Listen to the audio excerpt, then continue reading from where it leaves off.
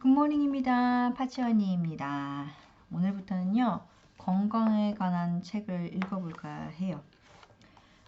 오늘의 첫 책은 무엇을 먹을 것인가? 콜린 캠벨 박사님의 책입니다. 그래서 이분은 미국 코넬 대학교 명예교수이면서 40년 이상 영양학 건강 분야의 최전선에서 식이요법과 암 연구에 헌신적인 활동을 하신 분이고요. 세계 최초로 다이옥신과 아플라톡신이라는 강력한 독성 물질을 발견하기도 했대요. 그래서 1950년대 후반부터 영양 상태와 암과의 인간관계를 연구해서 식물성 식품이 질병을 예방할 뿐 아니라 치료도 할 수 있다는 사실을 발견했다고 합니다. 그래서 그의 연구 분야는 식이요법, 영양, 질병의 관계에서 심장질환과 암에 대한 영양소의 역할과 영양, 그리고 화학적 독성 물질의 평가에 이르기까지 다양한 연구를 했다고 합니다. 그래서 이분이 쓰신 책이고요. 보니까 콜린 캠벨, 토마스 캠벨 두 분이 쓰셨네요. 가족인 것 같죠? 콜린이 여자분인지 남자분인지 모르겠는데 일단 이름은 남자 이름 같긴 해요. 일단 들어가기부터 읽어드리겠습니다. 들어가기. 영양과 건강 연구로 내 평생을 바쳤건만 건강 정보를 향한 대중의 갈증은 결코 줄어들 줄 모른다. 식이요법 책은 영원한 베스트셀러다. 대중 잡지마다 영양에 관한 조언을 특집으로 다루고 신문들도 정기적으로 기사를 내보내며 텔레비전과 라디오 프로그램도 끊임없이 식이요법과 건강 문제를 논한다. 이렇게 쏟아지는 정보를 볼 때 당신은 건강을 증진하기 위해 어떻게 해야 하는지 알고 있는가? 살충제에 노출된 식품을 피하기 위해 유기농 표시가 붙은 식품을 사야 할까?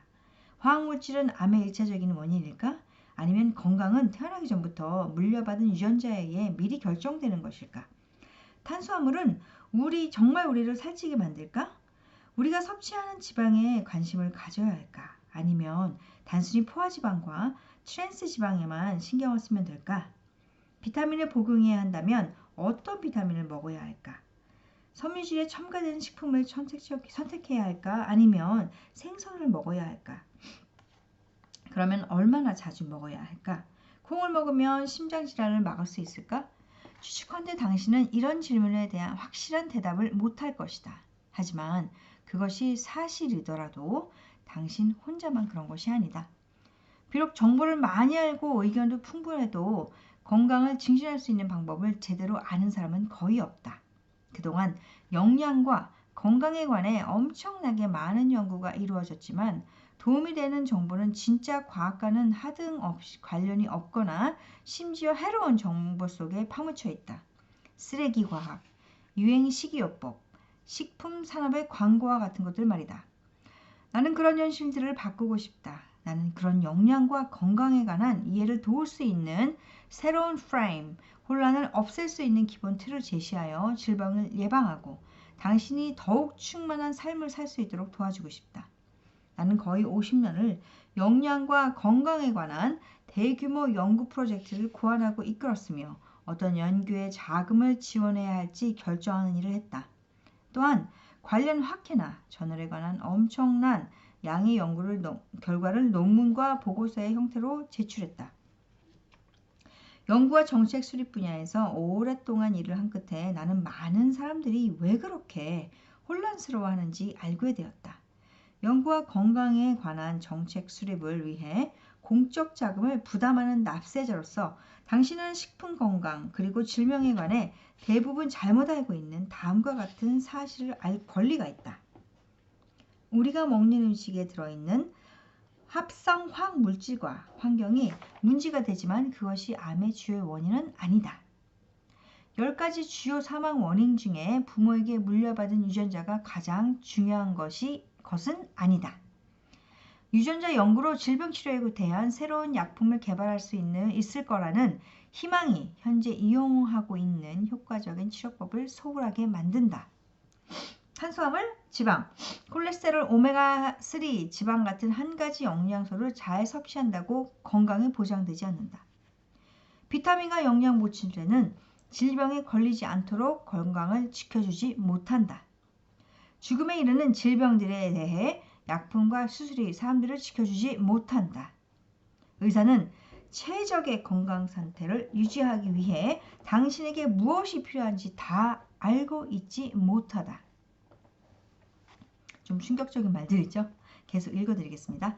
나는 좋은 영양소라는 것을 다시 정의하고 싶다. 지난 40년 동안 생의학 연구에서 얻은 놀라운 결과는 올바르게 먹는 일이 우리의 생명을 구할 수 있다는 것을 보여주었다.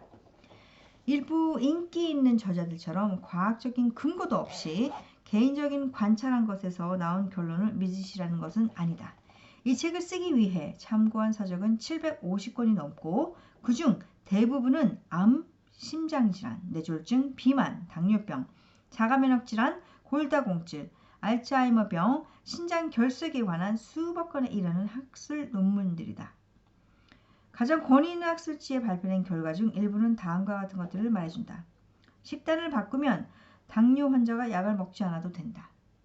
식이요법만 해도 심장질환을 고칠 수 있다. 유방암은 여성 호르몬 수치와 관련이 있으며 이는 우리가 먹는 음식에 의해 결정된다. 유제품 섭취는 전립선 암의 위험을 높여준다. 과일과 채소에 들어있는 항황산화제는 노인의 치매를 예방해준다. 신장 결석은 건강한 식사로 예방할 수 있다. 어린이가 걸릴 수 있는 가장 위험한 제1당뇨병은 유아기의 식생활 습관과 연관되어 있다.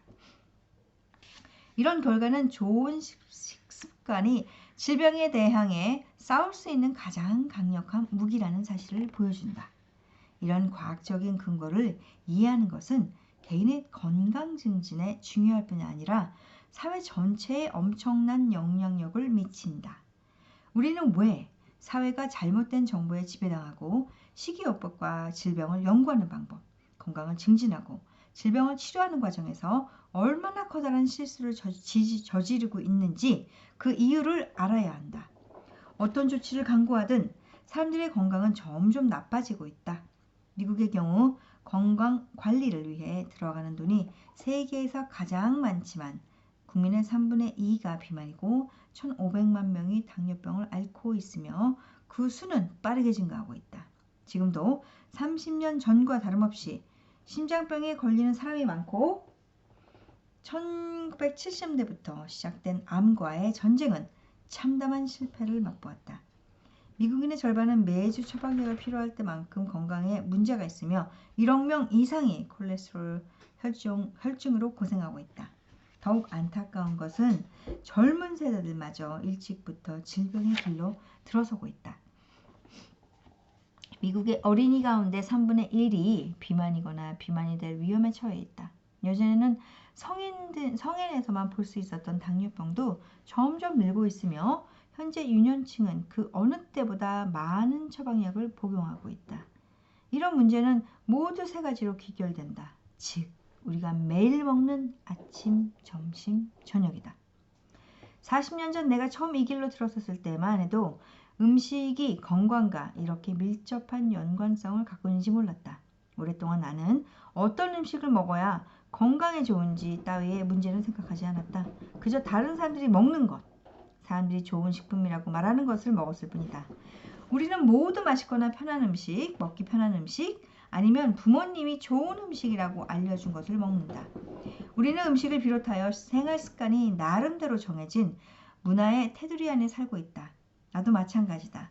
나는 우유가 삶의 중심이던 낙농장에서 자랐다. 우리는 우유가 뼈와 이를 튼튼하고 건강하게 만들어준다고 학교에서 배웠다. 우유는 자연에서 구할 수 있는 가장 완벽한 음식이라고 했다. 농장에서는 식량의 대부분을 밭이나 목장에서 직접 길러 먹었다. 나는 우리 가족 중에 처음으로 대학에 들어갔다. 펜실바니아 주립대학에서 수의과 예과 과정을 공부했고 이어서 조지아 대학 수의과 대학을 1년 동안 다녔을 때 코넬 대학에서 동물 영양학 석사 연구를 할 수 있는 장학금을 받으면서 학교를 옮겼다. 내가 학교를 옮긴 이유는 학비를 내는 대신 돈을 받고 학교에 다닐 수 있었기 때문이다. 나는 음식 섭취량을 평소보다 줄여 쥐의 수명을 빌렸던 연구로 유명한 코넬 대학 클리브 맥케이 교수의 마지막 제자였다. 나는 코넬 대학에서 소나 양을 빨리 키울 수 있는 방법을 연구하여 박사학위를 받았다.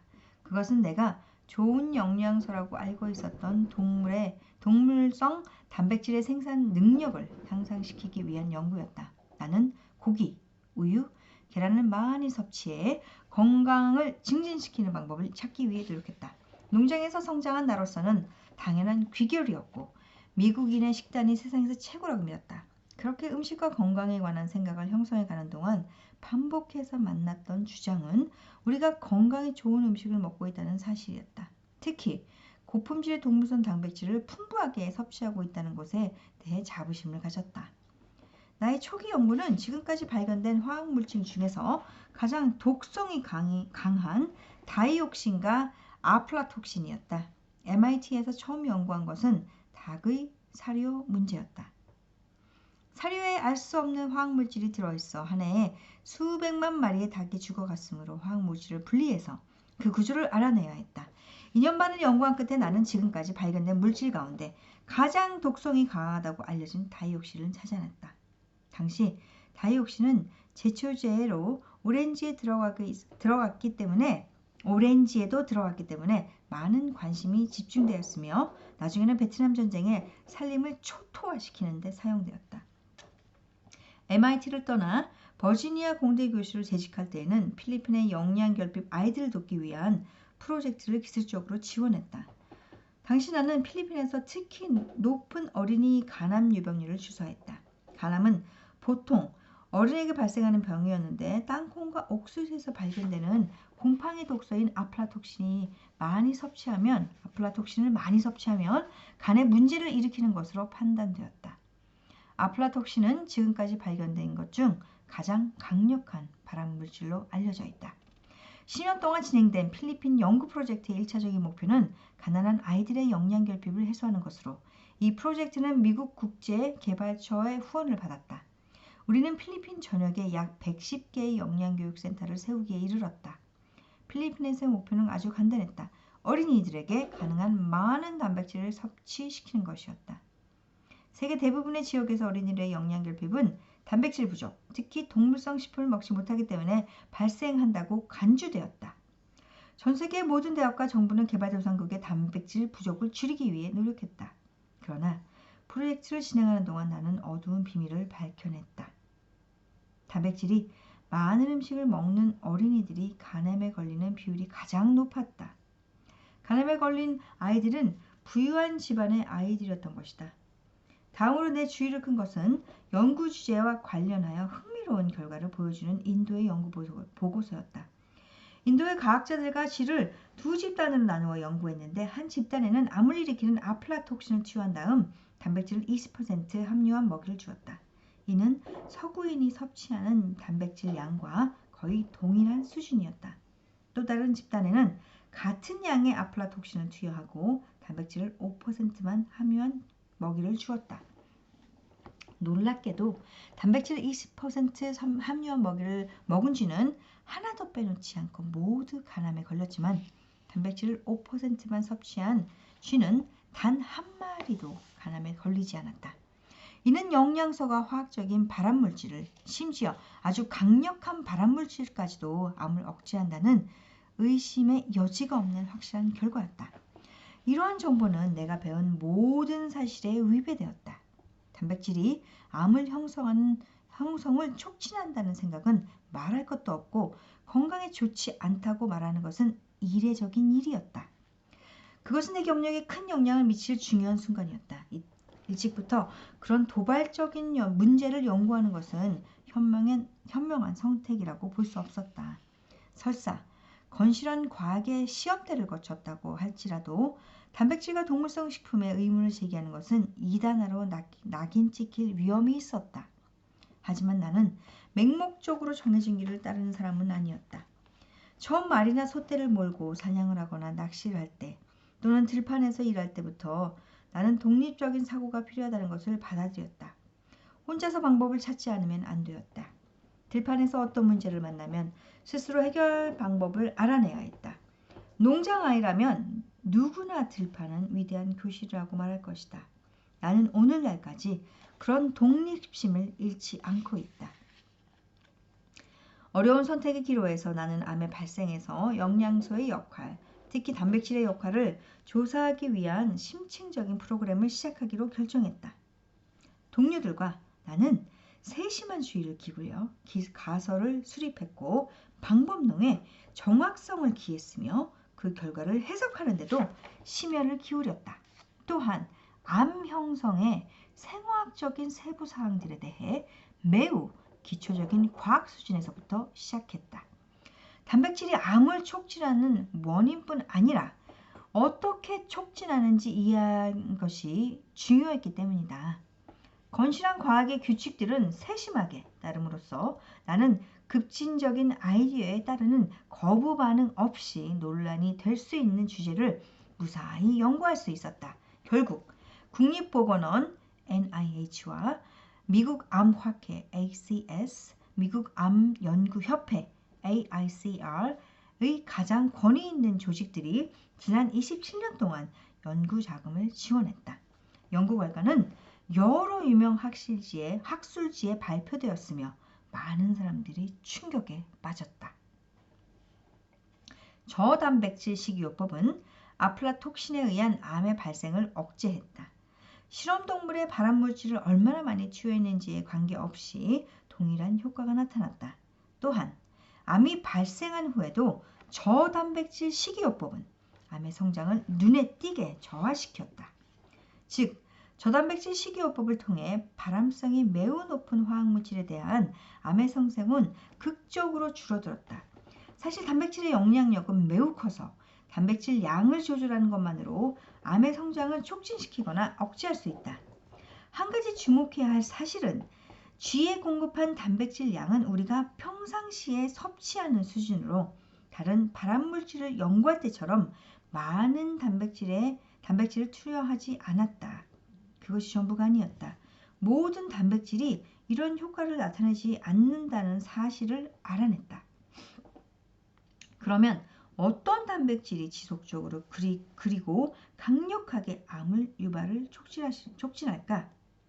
우유 단백질의 87%를 차지하는 카제인은 모든 단계에서 암의 발생을 촉진했다. 이거 굉장히 충격적인 말입니다. 한번 다시 읽어드릴게요. 우유 단백질의 87%를 차지하는 카제인은 모든 단계에서 암의 발생을 촉진했다. 그러면 어떤 단백질을 섭취해야 암을 일으키지 않을까? 이런 단백질은 밀이나 콩에서 얻은 식물성 단백질이었다. 식물성 단백질이었다. 그림이 구체화되면서 내가 소중히 품고 있던 믿음이 산산조각나기 시작했다. 동물실험 연구는 거기에서 끝나지 않았다. 인간을 대상으로 생약 연구 역사에서 유례가 없을 정도로 포괄적인 식습관과 생활방식, 그에 따른 질병 연구가 시작되었다. 이것은 코넬 대학, 옥스퍼드 대학, 중국 예방의학 아카데미가 공동으로 참여한 대규모 프로젝트였다. 뉴욕 잠시는 이 연구를 역학의 그랑프리라고 불렀다. 이 프로젝트는 중국 농촌 지역과 타이완에서 질병과 식습관, 생활 방식의 다양한 요소들을 광범위하게 조사하는 것이었다. 중국 연구로 잘 알려진 프로젝트는 결국 다양한 식습관과 질병 사이에 8,000가지 이상의 통계적 의미 있는 연관성을 찾아냈다. 이 프로젝트가 더욱 의미 있는 것은 식생활과 질병 사이에서 발견된 수많은 연관성들이 같은 결과를 보여준다는 점이었다. 즉, 동물성 식품을 많이 먹는 사람은 만성 질환에도 자주 걸렸다. 심지어 동물성 식품을 적게 섭취한 사람도 나쁜 영향을 받는 것으로 나타났다. 반면 식물성 식품을 많이 섭취한 사람은 건강하고 만성 질환에도 강한 저항력을 보였다. 이런 결과는 매우 중요했다. 동물성 단백질의 영양에 대한 초기 동물 실험 연구에서부터 인간을 대상으로 한 식생활 형태에 따른 대규모 연구에 이르기까지 모든 연구 결과는 일관성 있게 나타났다. 즉, 동물성 영양소와 식물성 영양소에 대한 인체의 건강 상태는 매우 달랐다. 나는 동물연구와 중국에서 시행한 대규모 연구로부터 매우 인상적인 결과를 얻었지만 그것에만 의존할 수 없었다. 그래서 다른 연구자들의 임상 연구 결과를 찾아보았다. 이들이 얻은 결과는 지난 50년 동안 그 어떤 연구보다 흥미로웠다. 이런 결과들은 이 책의 제2부 내용처럼 심장질환, 당뇨병, 비만이 건강한 식사로 회복될 수 있다는 사실을 보여주었다. 우리 연구는 암, 자가면역질환, 뼈, 신장, 노인의 시력과 인지능력 부전과 알츠하이머 병 같은 뇌질환에 이르기까지 다양한 질병이 식습관의 영향을 받는다는 것을 보여주었다. 가장 중요한 것은 이런 질병들을 극복하고 예방하는 식습관은 무가공식품, 식물성 음식이다. 다시 한번 얘기 드릴게요. 무가공식품, 식물성 음식이다. 하지만 이런 정보가 주는 희망에도 불구하고 사람들은 여전히 혼란을 느낀다. 내게는 심장질환이 피할 수 없는 질병이라고 생각해서 절망에 빠진 친구가 있다. 나는 유방암이 두려운 나머지 자기 유방을 심지어 자기 딸의 유방을 수술로 도려내기 원하는 여자들과 이야기를 나눈 적도 있다. 그들은 그것만이 위험을 최소화하는 유일한 방법이라고 여겼다. 그렇게 내가 만난 사람들은 질병의 낭떠러지로 절망의 혼란의 나락으로 떨어졌다. 사람들이 많은 혼란을 겪고 있는 이유를 말해야겠다.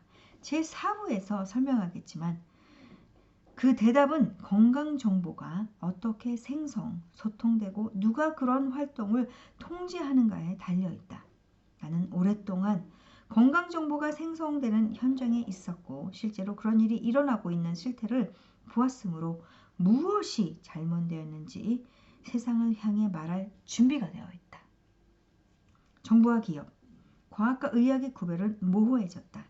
이윤 추구와 건강 증진에도 구분도 흐려졌다. 이러한 문제는 사람들의 이목을 사로잡는 헐리우드 스타일의 부패가 아니다. 훨씬 미묘하고 위험한 동시에 잘못된 정보들이 엄청나게 쏟아져 나오고 그로 인해 일반 소비자들은 비싼 대가를 치르고 있다. 그들은 건강 연구를 위해 세금을 내고 심지어 예방 가능한 질병을 치료하기 위해 쓰지 않아도 될 비용까지 물고 있다. 6년 전 나는 코넬 대학에서 채식 영양학이라는 새로운 선택 과목을 만들어서 가르쳤다. 미국에서는 이런 강의가 처음 개설되었지만 애초에 예상했던 것보다 훨씬 큰 성공을 거두었다. 채식 영양학 강의는 식물성 식품이 인간의 건강에 얼마나 중요한지 알려주는 데 중점을 두었다. 나는 MIT와 버지니아 공과대학에서 가르치다 30년 전 코넬 대학으로 다시 돌아와서 화학, 생화학, 생리학, 독성학에 이르기까지 고급 영양학의 개념과 원리들을 통합하는 강의를 책임지고 있다. 40년 동안 연구와 교육을 위해 애쓰고 건강 관련 정책을 결정하면서 나는 이런 학문들을 하나의 설득력 있는 이야기를 통합할 수 있었다. 최근 나는 강의를 들은 학생들은 학기가 끝날 때쯤 자기 삶이 근본적으로 바뀌었다고 말한다. 이 책에서 내가 하고자 하는 말이 바로 그것이며 나는 당신의 삶을 건강하게 바꾸어주고 싶다. 정말 중요한 들어가는 길입니다. 그래서 여기서 제가 막 강조하면서 얘기했던 것들이 있었죠. 무가공식품, 식물성 식품, 그리고 채식 영양학 강의. 무언가 중요한 말이 있을 것 같고 중요한 정보가 있을 것 같습니다. 저는 사실 베지테리언은 아니지만 고기는 거의 먹지 않습니다.